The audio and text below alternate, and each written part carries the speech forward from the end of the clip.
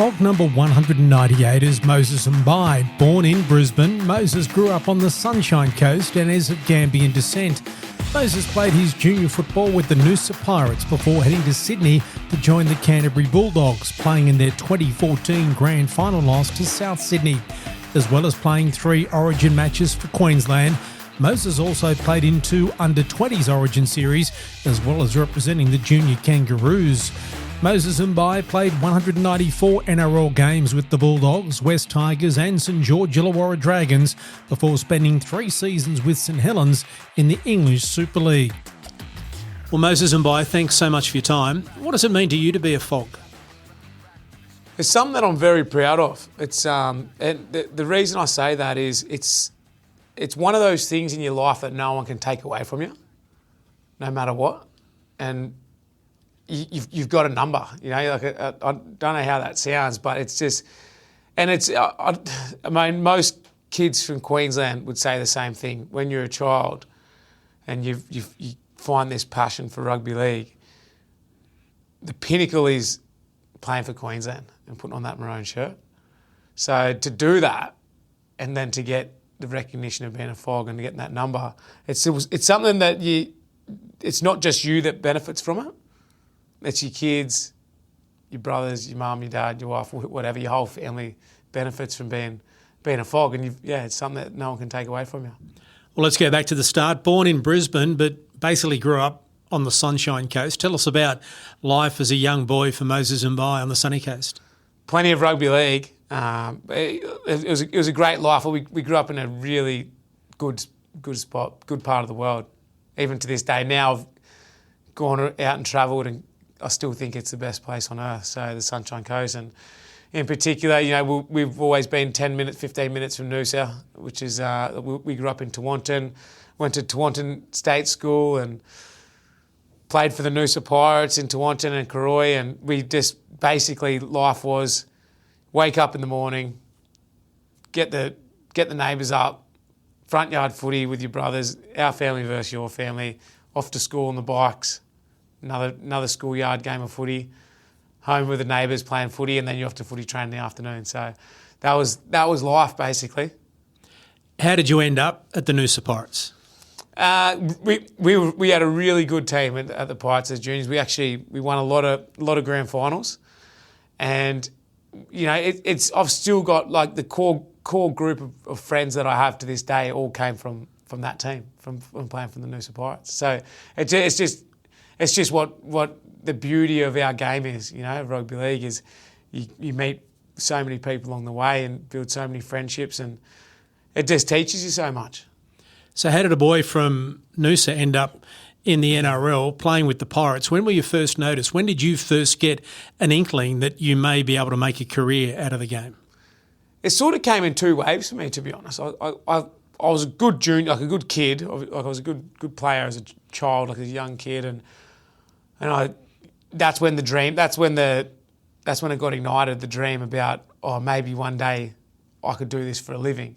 And I'm talking, you're sort of 10 to 12 years old. And then you sort of go through that phase of your childhood where you're a bit too cool to do that now. You know, you're a teenager now and you want to go do other things, and you know, your interests change a little bit.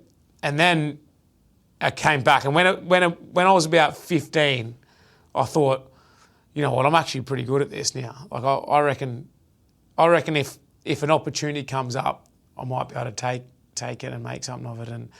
And it's just a lot of luck goes into it as well, but a lot of dedication from people around you. And I was very lucky. I had some really influential people in and around my circle of friends, and you know, just like neighbours and friends, and in particular, you know, the Friend family, like Jake Friend and his parents, and they were very influential at the Noosa Pirates in our junior league, and you know, they pretty much just, you know, helped you along, and you found yourself. And then I got to a place where I was playing schoolboys tournaments, and you had player agents coming along, and before you knew it, it just went like that. I was in Sydney, at Canterbury, and were they the only club that showed an interest? The only club that showed an interest, and even then, I got it was my manager at the time, Simon Mamino. He took me down to Canterbury just for a trial. They said, he looks all right. We're not going to sign him. Send him down for a trial and see how he goes. And again, I don't know if it was luck or whatever it is, your skill set. You happen to have a really good game that day. You turn up, you show the right attitude, all these things that clubs are looking for, and the rest is history. Was it a no-brainer that you'd go? Was there any thoughts of staying in Queensland? Because moving to Sydney, and particularly Belmore, the western suburbs, inner west of Sydney, is a big move. What was the thought process? A young kid basically still at school. It was certainly a cultural shock, but never once did I have any second thought about going. When the opportunity came up to go there, I still remember my first contract. I got $100. I got $5,000 was my first contract. So it was like $100 a week, and then they would pay you get a living away from home allowance, what it was called at the time. So you sort of live in this this share house. Like, you had everyone was in the same boat. So you had guys coming down from Cairns or Townsville or down to the south coast of New South Wales or the Gold Coast, and I was from Sunshine Coast, and you all lived in this house, and we had a guy named Dean Feeney, just absolute gentleman, great guy, and you know what, he was so influential on my career, not in the sense of getting on the field, but just nursing us through that period of your transition from out of school, moving to Sydney, as you mentioned. You move into the western suburbs of Sydney and Sunshine Coast. I don't know if people have been to both, but it's chalk and cheese. And a big club as well. And at a time when the under-20s was around as well. Yeah. And in those days, you would have had to have either worked or studied and then gone to training of an evening. What was like for a young Moses Mbye finding his way? I was very fortunate in this side of things because, the rules were, it was the NYC at the time. Well, first of all, we played SG ball, which was under 18s. So I went from school as a 17-year-old and straight into the SG ball. That's, those of you familiar with the format, it's a shortened format. It only goes for 11 weeks. So it finishes, say, April. And then I went on to play in the NYC in the 20s. And, mate, I was working at the club. So they had sort of, I guess, scouted me out to a little bit of a plan for me to stay down there. And so they had a job for me in the club, which I was actually the water boy, basically. So I was doing a traineeship of sport and recreation, but I was the water boy for the first grade team. So I was in and around that environment, which was brilliant. It was such a good environment for someone like myself to be in. And fast forward 12 months, you sort of, you go on to play NYC and did that for a couple of years, and then 2012, Des came and I was full-time.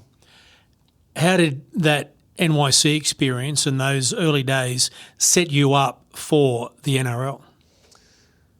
Footy-wise, it provided everything, really. It was such a good competition. I just, and you know what, you kind of got a bit ahead of yourself playing that competition because you used to travel with the first grade team a lot of the time, unless they were staying for multiple nights. You would often, it wasn't uncommon you would travel with the first grade team, stay in the same hotel or there or thereabouts, and it really made you feel like a first grade player. Just the pay packet wasn't like the first grade players get, but it was such a great. I loved that NYC competition. I wish they brought it back. It was so good. How big was the step up from that to making your debut against Newcastle? You know what? I was so naive as a kid. I didn't even think about it. I reckon now if that situation got thrown in my lap, I'd be shitting myself. But just for some reason, I remember the day Des called me to debut. Tim Laffey got knocked out in a captain's run. I don't know how he got knocked out in a captain's run, but he managed to do it. So I think it might have been prior to the rules now we have in now when you have to be stood down, like do these tests. I think it was more so like tapping the shoulder, you're right to go. Anyway, it turned out he wasn't right to go. He had to do the card game and get this memory test done. He wasn't right. So Des calls me in the morning, gave me his big spiel, had in a manner that Des would do it at, and I'd already been eating Vegemite. I was shut as shit brekkie. I wasn't prepared to go at all, but it didn't matter. You were like 20, let's go, So still remember the day was unreal, but you didn't have time to get your family down because I found out on the day that I was playing, but you just didn't care. You were just so excited to play. I remember I was marking BJ Leilua too, and I was thinking, at the time he was he was at Newcastle. He was somewhat of a player. Rather large too. Yeah. So and you just this kid, and you just didn't care. We won that game, and it was so good. It was a pretty big year, 2014, wasn't it? Because you ended up playing in the grand final. Big year for the club. We and in particular myself. Yeah, we played obviously in the grand final that year as well. But yeah, it was just you know what, going to Canterbury was the best thing that ever happened because it was just the way it was a big club. It still is a big club, but the way they did things was just the right way.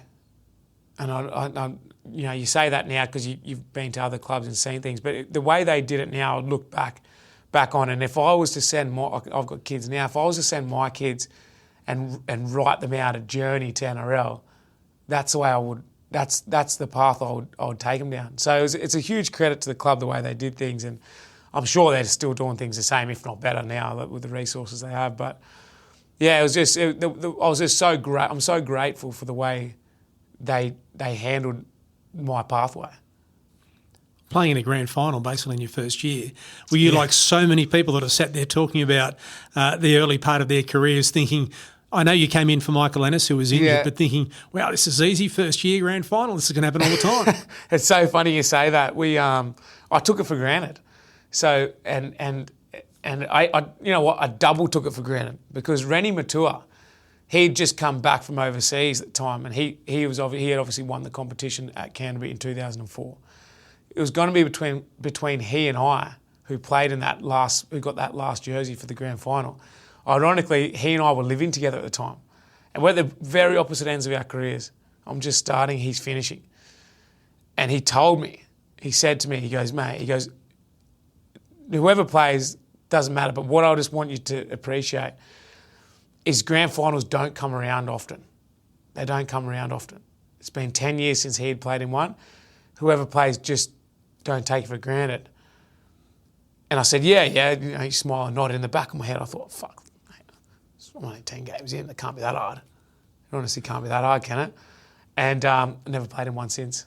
Didn't ever get close. So there you go. It goes to show that wisdom he passed on. You know, you absorbed it. I still remember the conversation, but you sort of think, you do, and your head goes there when you're that young. You don't appreciate these big key moments that happen, and you look back on, and I guess that's all part of learning, isn't it?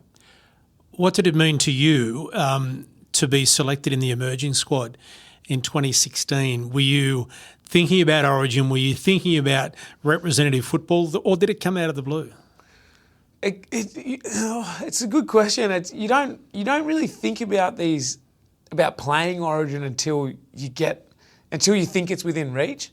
And I think at that stage, you in these emerging Origin squads as like a 20-year-old, it's still so far out of reach. You just think like you're privileged to be there, and you know you get the likes of like Wayne Bennett was coming down to talk to us at the QAS, and Mal was there, and it was brilliant to have like the experience. But you just didn't. By that stage, I hadn't thought it was a realistic thing I could achieve yet. So it was like, all right, I'm here. I get a maroon shirt at this level. It's great, but I still couldn't think maybe one day I could actually do it yet. Did it have an impact on you to change your mindset, change your approach, change anything with regards to making yourself better? It definitely did because of the calibre of play you're with. So what happens from there is, you know, you fast forward a couple of years and all of a sudden one or two of those guys out of your emerging squad are actually playing State of Origin. So like Cam Munster went unplayed. So then you start thinking, you know, I'm here comes my age group. You know, I'm there or thereabouts. So, and then that's when the dream starts to become alive. Like it's active. You're thinking like now I'm starting to chase it. So I'd have to say, yeah, it had a big influence on my ability to believe about playing State of Origin. Well, the career was about to change too, down the track, leaving the Bulldogs and going to the West Tigers. How did that come about? Well, basically, it was a product of my own success. Really, I was paid healthily at Canterbury in that deal. I just signed a long-term deal. It was like a 4 or 5 year deal, and it was the days of the back-ended contracts. And for those of you that aren't familiar with them, you sort of, if you average it out, you're on X amount. But what we did is you take a low amount early in your career, and you gradually build yourself up. So what happens in the final year of your contract, you're on this inflated sum of money, which looks like you're getting paid too much, but really you're getting paid back for what you're worth the first few years. So anyway, get to the last year. We have we're salary cap strained, and you got to move players on, which that's how it worked. There was a few of us in the same boat, so here came along, you have that conversation, I understood it. I was lucky enough, I was still playing well. The Tigers were happy to contribute the rest of what they owed. Canterbury were going to contribute, and they came to an agreement and went on to West Tigers. Well, you were named captain. What did that responsibility mean to you, and did that change you as a player at all? I probably didn't handle it as well as I would have liked to, and I think looking back on it now and what I know now, I would have done things differently. And I guess that responsibility, it came with a little bit of, you could say pressure, but it came with a little bit of expectation of myself and how I had to conduct myself around the group. And it's not the case. I was made captain because of what I was doing and how I went about things. So there was no need to change. But I think just that I probably lacked a little bit of maybe that mentorship at the time, or even that maybe I was a bit insecure at the time with how I was going. But yeah, I sort of tried to adjust what I was doing a little bit too much, so I handled it a little bit differently. But it was a great learning curve. Just a good part of walking through life. Well, the level of play didn't drop off because it was while you were at the Tigers that you were selected to play Origin in 2019. Take us back to that moment when you were told that you're going to become a Queensland State of Origin player. Yeah, well, I had Kevin Walters was the coach, and I had Kevy as a coach through my junior Queensland representative. So I had him in the under-20s squad as a head coach, and anyone who knows Kevy, which I'm sure a lot of our listeners do, he's quite a larrikin, Kev, and he's got a generous amount of humour. And he'd phoned me. We were actually having a few beers out the back of my house. I can't remember. A few of our mates were there, and we're having a barbecue, we're having a drink. And Kevy called me and he said, "Oh, mate, you pack your bags, we're going in." I said, "Oh, fuck, don't take the piss. That's a bit of a, it's too much of a G up sort of thing." And he said, "No, we're not in under-20s now. No, those jokes are aside. We're going to do a job, and you're in the team. You're a part of it. When you get your flight details tomorrow, Wednesday you're on the plane, blah, blah, blah. Away you go." And I was just like, so I was sitting out there and tell your missus, and you call my brother and your family, and then your manager, and you're calling around all these people because you just want to share. People say, "Oh, don't tell anyone yet, it hasn't come out yet," but you want to share it so bad because it's such just a big thing to share. So I was on the phone all night going, "I'm going here, I'm going there." And, it was unreal. It was so cool. It was just like, even then, it gave you a bit of anxiety because you were so. It meant you were so close, but you hadn't done it yet. But it meant you had this opportunity to do it, and then you start thinking, "Fuck, what if I get injured this week or something?" I don't know. You were so close. Like, you don't want something to take this away from me. So it was unreal. What was the emotion then like when you walked in to camp for the first time and saw some of the greatest players of all time who were going to be your teammates? Yeah, that's why you play. This is the stuff. They're great having these activations now, this part of your career when you're on the other end of it. But you look back now and you're thinking, how good was that? How cool was that? Like not many people get to do it. I mean, 230 players have done it, 228 players have done it at the moment. So not many people get to do it, and you don't really appreciate it until now, so to say. Like, now I'm so grateful for that. I'm one of those players that got to do it. Do you remember much about game one? It was a win. It was a win, yeah. I didn't play a whole lot of minutes. I was utility, so it was always going to be one of those games where you like just see what happens. So I did about 10 Ks on the sideline warming up, and half of that reason was to just let Kevin know I was still ready to go. So I didn't get on till the late in the second half, but it was Suncorp Stadium. It was a dream debut. Like you were Suncorp Stadium, playing State of Origin. It was just like you still get all these sensory feelings of remembering it, like the flamethrowers going off and the warmth of that. Is not to get all spiritual, but that's the memories I have of it. And then after I played, it was really emotional. It was a really emotional moment because it was kind of like this relief that like maybe that 24 months of dreaming about doing it, you actually just went and did it, and then instantly no one can take that away from you. So it was just unreal. No matter how good or bad you went, no one could take away from you that you played State of Origin at one of the most iconic grounds in rugby league history. What were the nerves like in the dressing room before the game? You know what? They weren't, from memory, they weren't too bad. And I think the benefit of playing off the bench is you get that, you sort of get to settle in, you get eased into it, so to say. So they weren't too bad. It wasn't too bad from memory. Game 2 was interesting, across the other side of the country, and you got a big crook talking about not, you don't want anything to go wrong and missing out, get injured.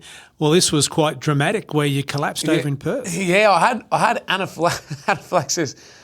It's funny, I may as well tell the story.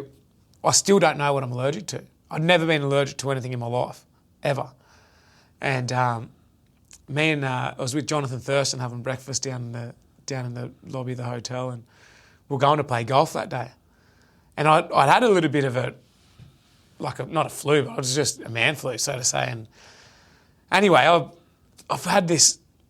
I was getting hot and I was getting sick, and I said, I'm going to get a jumper, John. I'll meet you back down the lobby. I jumped in the elevator, jumped in the lift. Every lift has mirrors. And I was looking at myself in the mirror going, I don't look right. I didn't look right. And then I was so itchy. I got up to my hotel room. I was so lucky because this particular camp, we had our own rooms. I got to my hotel room, took my shirt off to get dressed, and I had these like tennis balls on me. Like these hives, these tennis balls, and I was thinking, that's not good. And then I started getting short of breath. Then I was getting dizzy. I got out of my hotel room. I collapsed as I got you have a canteen room and the doctor's room now. I collapsed when I got to the doctor's room. So it must have been on the Sunday, I reckon it was, because we're playing on the Wednesday. I reckon it was a Sunday. We must have the day off. We're going to golf. So I was bedridden sort of for about 2 days, I reckon, and somehow we managed to play. It was crazy, and then I had to come back. The thing that happened was when I got back, so it was 2019, I had to do all these tests, and anyway, we put the tests off till the end of the year.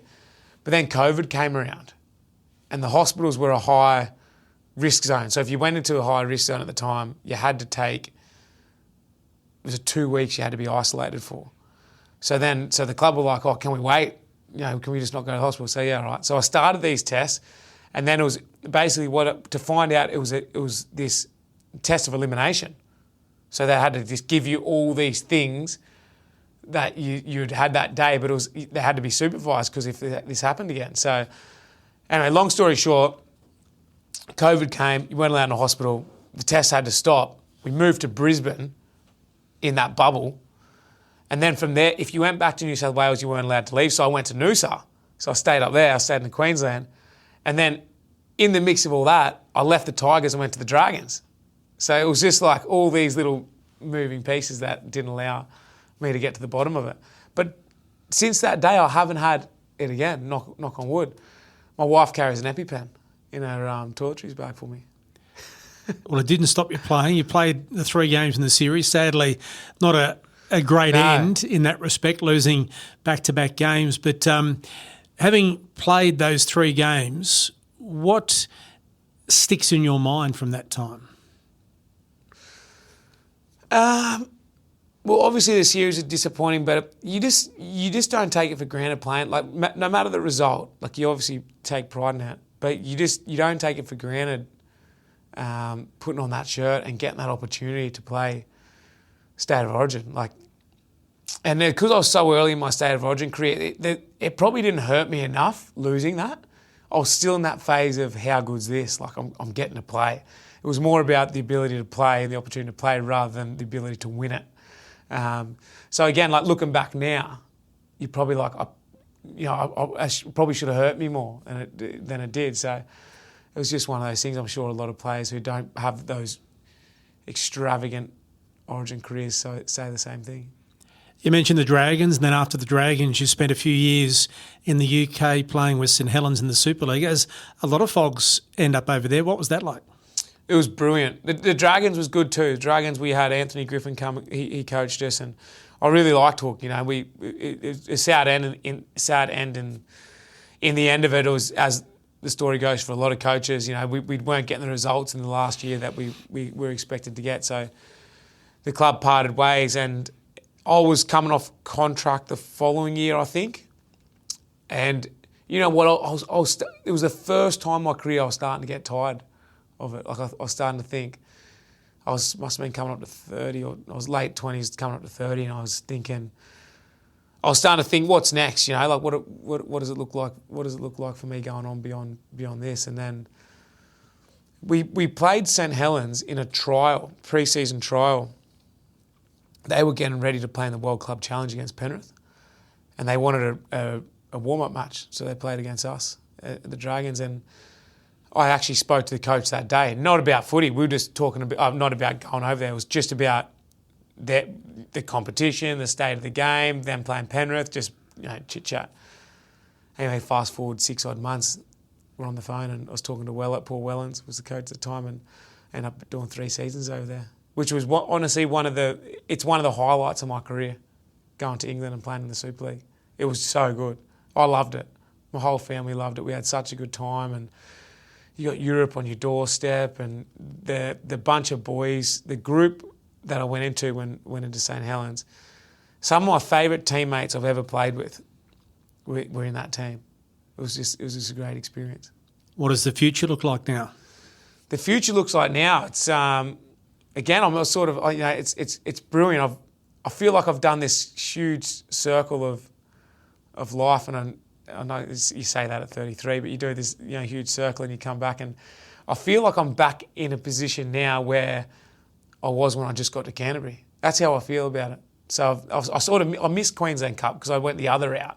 I went from school down to Sydney, whereas traditionally the Queenslanders would go from school into the Sunshine Coast Falcons and into the Queensland Cup. Then you get dispersed to the Broncos, Titans, Cowboys, or nowadays the Sydney clubs come and pluck the good ones out. But I'm back in the Queensland Cup at the Ipswich Jets, and I'm working, I'm full-time there in the programs management role, and I've got aspirations to stay in the game, around the space of coaching or football operations, and it's been great. I'm still playing, and but it's just been good. I feel like it's refreshing. It's like it's starting again. You get this new education on the other side of the game, and you start to see what has to happen to make this game work, or what has to happen to get these games on the field, the operation side of it. So I've gone from getting everything done for me to doing everything for these players. So you start to see the other side of it, and you don't take it for granted. I've never taken the game for granted or what I got to do for granted, but you definitely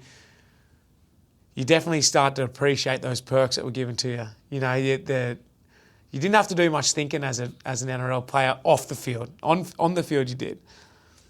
But your scheduling was done. You just had to turn up. You said the car was there. The car was given to you. You just had to fill it up with fuel. That's about it. It's not too hard of a task. And then you're told what time to get there. Just get here by this time. And when you get there, your foam rolls are there. You just roll on these. Someone will show you how to do it. And then if you're a bit sore, the physio will come and he'll come and sort that out for you. And you get on the field, and the coach will give you the plays you got to do. You just got to know how to run them, and you just got to execute them. But he'll show you how to do it. And then you finish training, the ice bath's cold. Just go get in that. You'll feel good again. The physio will sort that out. Your lunch is going to be prepared for you. So it was just life's so good as an NRL player, and it's brilliant to understand that and appreciate that. I hope that people do these days is appreciate that, because it's so good. You learn so much from that. Even though everything was done for you, what you do learn is how what you need to do now once that stops. You learn you got to see what those people were doing to make it so shiny, the product so shiny. I learned so much from getting all those things done for me. And if you pay attention to it, it's a great education. Who had the biggest influence on your career? Oh, it's a good question, and you could list a whole heap of people, but I think if you're looking for one person, is that where you look? Is that the question there? I'd have to say my brother, and I say that in not a regard to footy. Like he wasn't a good footballer, but it was he's the one person who, no matter what, I could lean on, no matter what. And get a bit emotional talking about it, but no matter what, I knew that I could lean on him, and it didn't matter if it was footy or not. It was never footy, but you're living in Sydney, he was living up here, and you somewhat felt a little bit responsible from because as brothers, you're always together. And when I went to Sydney, it was the first time we'd ever actually had to be apart. But I'd have to say him to answer the question. It's the one, but yeah. And then footy-wise, like that was life-wise, and that was the reason that your life is the reason why you get to go play footy. But the one person who had the biggest influence on my footy career was Des Hasler. And at the time, he was just exactly what I needed in that stage of my life, because he got me as an 18, 19-year-old. And I don't know if you know Des personally, but I'm sure you do enough professionally. He's a hard bastard. But he's got this side. He's got this really personable side where he really cares about his players. He's got that side to him. And the whole media stuff, he bangs that on. I'm telling you, like he bangs that edge on. He's got this real caring side, and it was exactly what he needed. There was one. He used to do, like he was crazy. He was mad. He's mad. He's a madman. Like one day I got called into training. I wasn't full time yet. I got called in 17, 18-year-old. I kicked 2 balls out on the floor training. And he sent me home. He said a couple of expletives and get in the car and off you go. Just go home. So I was tail between legs, shitting myself. I thought that's it. I thought I'm done here. Like the head coach has just sent me home. Your career's done. You're gone. So I get home and phone rings and Des Hasler comes up, so my heart's just like about to explode. Desi, he goes, "How's the weather?" I was like, "Mate, I just left you. Like you just kicked me out of training 2 hours ago. How's the weather over where you are?" I said, "What?" I was like, "What's he talking about?" You know what I mean? And it was like it never happened. That was it. Just how's the weather? See you tomorrow. So I was like, I'm back, the career's alive still. So, he was probably, so, I mean, that's just a story. But yeah, he was so influential. And then obviously he was the main part of my career, like at Canterbury. And, I did all my first things, all my first things in my career, of those little important bits, like your first game and your first full-time contract and your first negotiation and your first bit of disappointment and your first time getting dropped and all those first things he did. So I think that's why I was so influential. What do you reckon the young bloke at Tewantin would have thought if someone would have said to him, "Moses, when you finish your career, you're going to play over 200 games at the top level with some of the most famous clubs in the world. You're going to represent your state. You're going to play in a grand final." What do you reckon that young kid would have thought when he looks back on that career? Oh, you can't comprehend it. I don't know. I don't know what you wouldn't have believed it for sure. Like to go play over 250 games at the elite level. It's you go. I'm too fresh out of it to appreciate it. Like I've only come back last year, and I'm too fresh out of it to actually go. Who else gets to go and do that? You know what I mean? So, but yeah. To answer the question, I don't know what he would think. It would be mind blowing. You know what I mean? Like if I went up there now, and there's some good young kids, I say, "Mate, you played 250 plus games and represent your state and go on these tours and do all these great things that you get to do," and the kid would probably say, "Yeah, you're mad." How do you know? Yeah, what are you talking? This bloke stuff his head. Yeah. Well, Fog number 198, Moses Mbye, congratulations on a wonderful career. Thank you very much. I really appreciate it. Thanks for watching this episode of the Fog's Queenslander podcast. If there's a Fog you want to hear from, leave a comment to let us know. And don't forget to like and subscribe so you don't miss any of our videos.